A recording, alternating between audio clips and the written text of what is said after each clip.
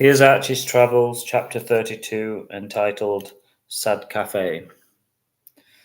Dolly went into the first cafe that she could find, and she sat drinking her tea and wondering what to do with her day. The tea sloshed about in the saucer as her hands were shaking so much.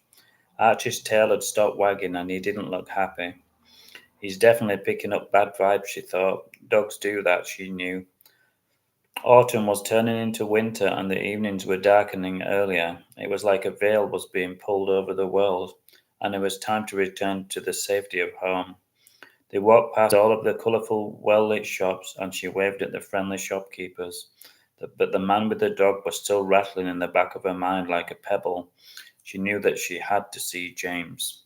She sat at the dinner table as the smell of delicious shepherd's pie filled her nostrils, and it felt good to be home.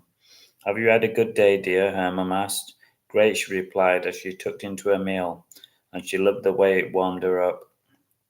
Dolly told her about the lovely shops and the things that they had seen, and how much Archie loved his walk. She decided not to mention any of the bad things. Her dad, Tom, smiled. He never said much. He just nodded and smiled and said things like, "That's nice, dear. I'm glad you enjoyed it," even when he hadn't really heard a word she'd said.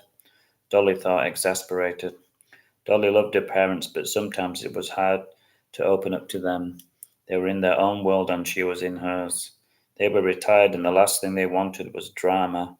They just wanted a quiet life watching TV and reading newspapers. Dolly didn't like drama, but she loved excitement and adventure. The last thing that she wanted was a boring life. "Can I visit James?" she said, and even though she was 15, she thought it was polite to ask.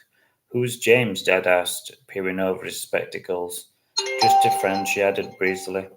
"Of course," her mum said, "but don't be late, it's getting dark," she added. "I won't," said Dolly, as she put on her woolly coat and gloves and went out to surprise Archie and James.